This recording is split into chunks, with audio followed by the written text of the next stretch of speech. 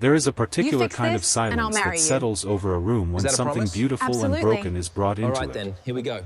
The mechanics at Callaway Automotive knew that silence well. They had seen it with water-damaged classics, with fire-salvaged roadsters, with inherited sports cars that had sat in garages for a decade collecting dust and grief.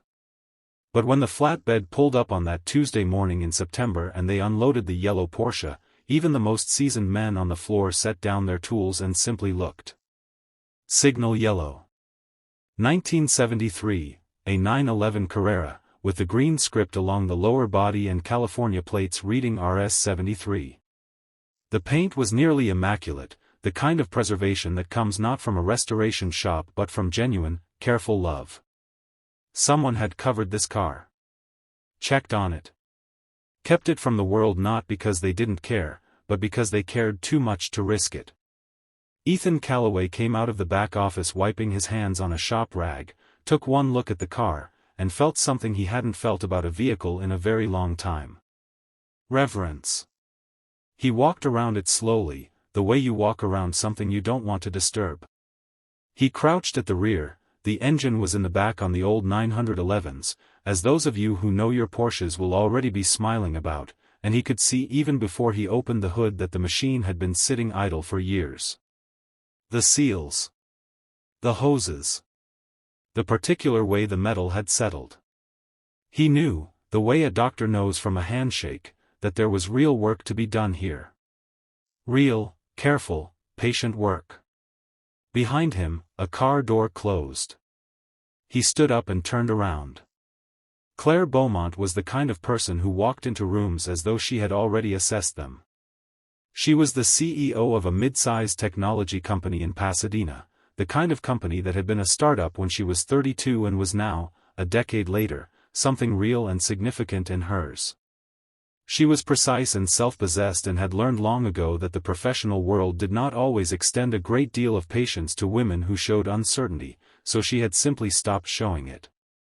She was wearing her navy blazer and her white blouse and the small gold necklace her mother had given her, and she walked toward Ethan with her hand extended and her posture immaculate, and she said her name crisply and explained that she had inherited the Porsche from her father, who had passed 11 years ago, and that it had been in climate-controlled storage ever since, and that she wanted it running again, properly running, not just technically running, in time for a charity event she was hosting in 6 weeks.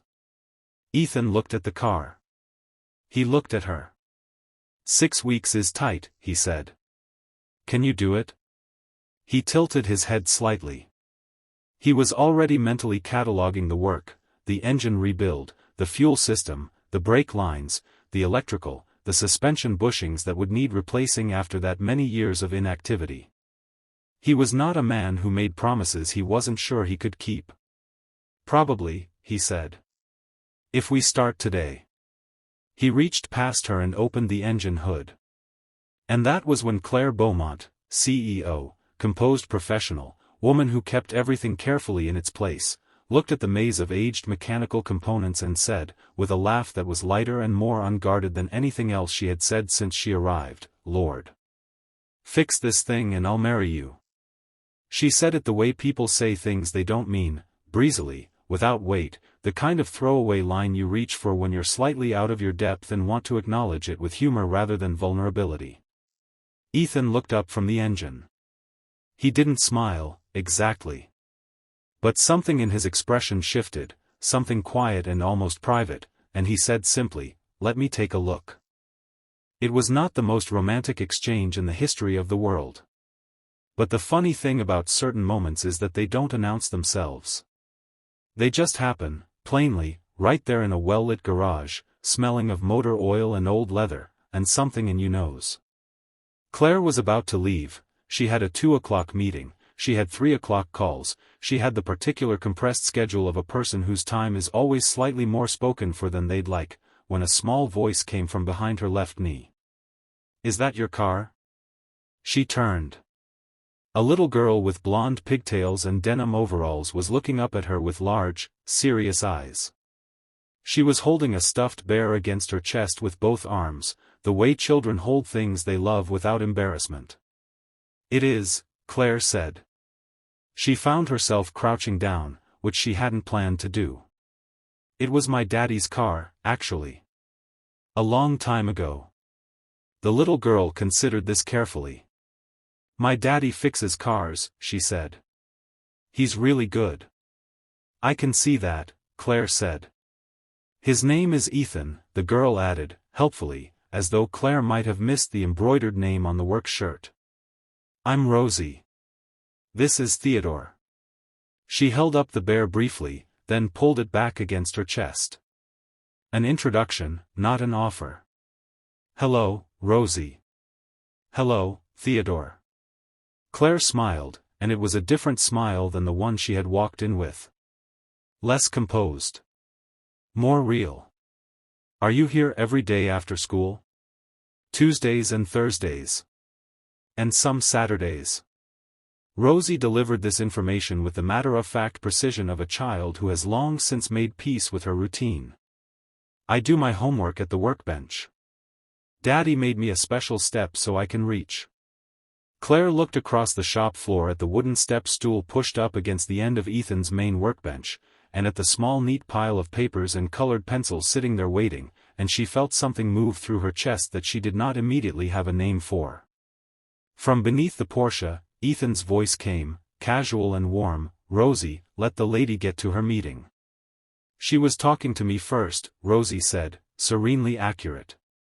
Claire laughed, a real one, full and unplanned, and she stood up and said, she's right, actually, and Ethan rolled out from under the car and looked between his daughter and this CEO woman, and something in the look on his face said that he was very used to Rosie being right. He worked on the car for 9 days before he called her. Not because he needed 9 days to diagnose the problem, he had a clear picture of the work within the first 2 hours. The engine had seized from sitting, as he'd suspected. The fuel lines were cracked through. The brake fluid had absorbed moisture over the years and would need a full flush.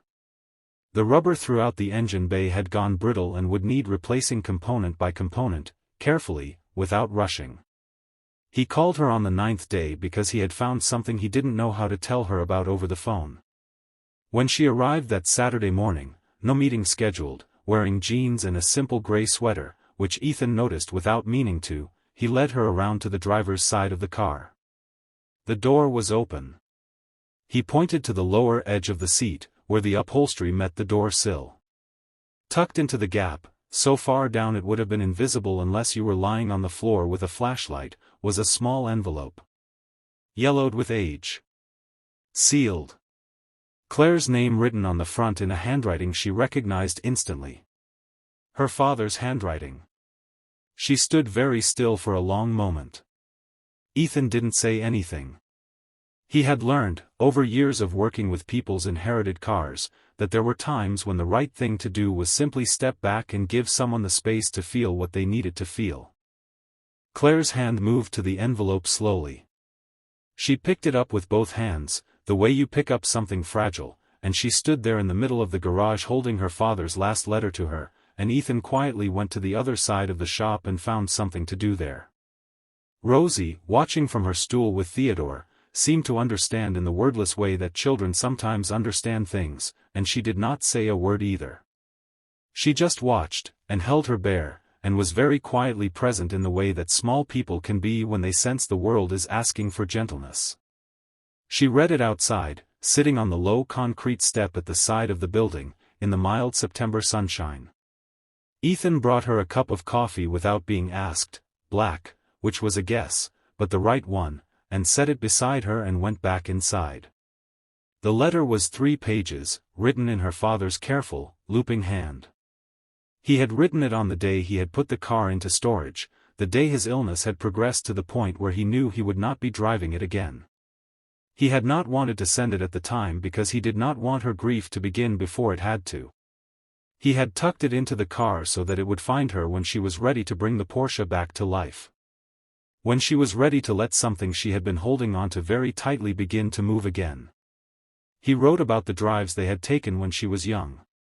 The way she had sat in the passenger seat reading her book while he drove, and how he had always loved that about her, that she could be completely present in a moment while also somewhere else entirely. He wrote that he was proud of the life she had built. He wrote that he hoped, by the time the car found her again, she had found someone to share the passenger seat with. Not because she needed anyone, she never had, but because the best things in life, he wrote, run smoother with someone alongside. He signed it, all my love, always, Dad. Claire sat with the letter for a long time. The coffee went cold. The September light moved across the parking lot in that unhurried way it has in early autumn, when the days are still warm enough to sit outside but you can feel the year beginning to turn. When she finally came back inside, her eyes were clear, but her face had lost the careful composure she had walked in with. She looked, Ethan thought, like herself. Whatever that meant. He had the feeling he was only beginning to know. He left you a letter, Ethan said. Not a question. He always knew more than he let on, Claire said quietly. She looked at the car. How's she coming? She's coming, Ethan said. She's going to be something. She came back the following Saturday. And the one after that. She told herself it was because she wanted to monitor the progress, a reasonable enough explanation, the kind that holds up fine when you're not examining it too closely. She would arrive at 9:30, and Ethan would show her what he'd done that week, walking her through each repair with a patience and precision that she recognized, having spent years building her own company, as the mark of someone who genuinely loves what they do. He explained the flat-six engine to her without condescension. He showed her how the original Bosch fuel injection worked, and why it was worth restoring properly rather than retrofitting something modern, and what the difference sounded like, and would sound like, once the car was running, between a properly tuned air-cooled engine and anything else ever made. She found herself looking forward to those explanations in a way she did not entirely understand. And then there was Rosie, who greeted her each Saturday with the comfortable ease of a child who has decided, without drama, that she likes you and sees no reason to hide it. They did a jigsaw puzzle together one afternoon while Ethan worked. Rosie told her very seriously about her teacher, Mrs. Patterson, who gave too much homework but had a really nice voice when she read aloud. Claire told Rosie about the time she had gotten completely lost in downtown Los Angeles at the age of 12 and had asked a stranger for directions, and the stranger had turned out to be a very famous actor, and Rosie had listened to this story with enormous interest and then said, "Were you scared when you were lost?" "Yes," Claire said honestly. Rosie nodded, satisfied. "Daddy says being scared is okay. It just means something matters to you." Claire looked across the shop to where Ethan was carefully bleeding the brake lines, his head down, entirely focused, apparently unaware that he had just, through his 6-year-old daughter, said something that landed squarely in the center of Claire Beaumont's chest. Being scared is okay. It just means something matters. She had spent 11 years being very careful not to be scared of anything. It was a Thursday evening, 5.5 weeks in, when Ethan called her and said the car was ready to try.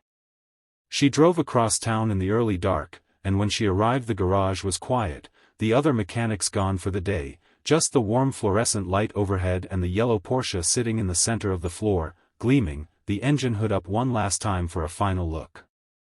Rosie was asleep on the shop couch in the back office, one arm around Theodore, a fleece blanket tucked around her. Ethan had a baby monitor on the workbench. He had detailed the car that afternoon. She looked, Claire thought, exactly as she had looked in her earliest memories, the same deep signal yellow, the same chrome trim, the same green Carrera script along the body. Except now, beneath the hood, everything had been painstakingly brought back to life. "You want to do the honors?" Ethan asked, holding out the key. She took it. Sat in the driver's seat. Rested both hands on the wheel and breathed for a moment, just breathed, with her eyes closed, with 11 years of storage and grief and careful distance and her father's letter all sitting somewhere in her chest at once. Then she turned the key. The engine turned over once. Twice. And then it caught. That sound. Those of you who know air-cooled Porsche engines know the sound I mean. It is not a roar. It is not a growl. It is something between a bark and a song, mechanical and musical at once, a flat, purposeful, unmistakable percussion that fills whatever space it is in and makes the space feel, somehow, more alive. Claire sat in the driver's seat with the engine running and her hands on the steering wheel and tears going quietly down her face, and she did not try to stop them, and Ethan stood beside the car with his arms folded and said absolutely nothing, because some moments are not helped by words. After a while, the engine settled into its idle, steady, warm, unhurried, and Claire looked up at Ethan through the open window, and she said, simply, "Thank you." And Ethan said, "Your dad loved this car." And she said, "I know." And they were both quiet again, and it was the kind of quiet that is not empty at all. The charity event was in 12 days. The Porsche arrived on a trailer. Ethan insisted on delivering it himself, and when Claire walked out of her house and saw it sitting in her driveway in the morning light, she stood on the front step for a long moment just looking at it. Rosie, who had come along for the delivery, stood beside her and slipped her hand into Claire's without asking permission, the way small children do when they sense someone needs it. The event went beautifully.